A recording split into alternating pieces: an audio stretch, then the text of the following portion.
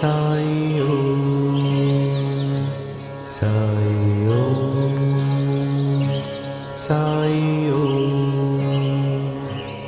తర్వాత చూడండి అత్యద్భుతమైన అనుభవం ఔరంగాబాద్కర్ భార్య యొక్క అనుభవం. షోలాపూర్ నివాసికు సకారాం ఔరంగాబాద్కర్ భార్యకు 27 సంవత్సరములైనను సంతానం కలగలేదు. అనేక దేవతలకు మొక్కుకొనెను, కానీ నిష్ప్రయోజనమయ్యను. తుదకు నిరాశ చెందెను.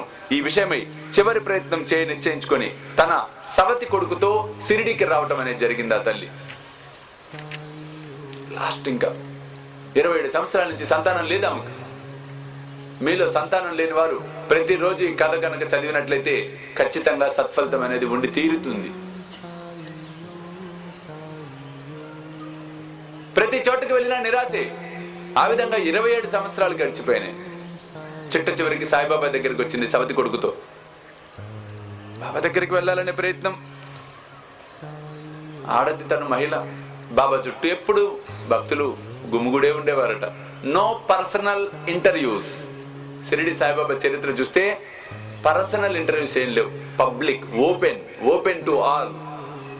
బాబా చరిత్రలో ఆ విధంగా రాసి ఉంది. అందరూ సమక్షంలోనే ఏది మాట్లాడాల్సి వచ్చినా. కొంతమంది ఇబ్బంది పడే పరిస్థితులు, ప్రశ్నలు ఉంటే మాట్లాడకుండానే బాబా వారికి సమాధానం చెప్పేసేవాట. అంటే వారి మనసులో భావన తెలుసు కాబట్టి, సర్వాంతర్యామి కాబట్టి వారు అడగకుండానే అన్నిటికీ సమాధానాలు చెప్పేసేవాడు షిరిడి సాయిబాబా. అందరి మధ్యలో కూర్చొని ఒక మాట అనేవాడు. అది ఎవరికి కావాలో వారు దాన్ని స్వీకరించి బాబా నా కోసమే చెప్తున్నాడని భావిస్తూ ఉండేవారట. ఔరంగాబాద్కర్ భార్య అందరి సమక్షంలో ఎలా అడగాల? అయ్యో అందరూ గుమిగుడు ఉన్నారే, బాబా నా మాట వింటాడో విండో, ఏం చేయాలా అని ఆలోచిస్తుంది. ఆ తర్వాత ఒకరోజు శ్యామ గారిని పట్టుకుంది. అయ్యా శ్యామ అన్న, నా పరిస్థితి ఇది, దయచేసి ఎలాగైనా నా తరఫున నువ్వు సాయిబాబాకు ఈ విషయాన్ని తెలియచెప్పి సంతాన యోగం ప్రసాదించమని బాబాని నా తరఫున నువ్వు వేడుకో అని అడుగుతుంది.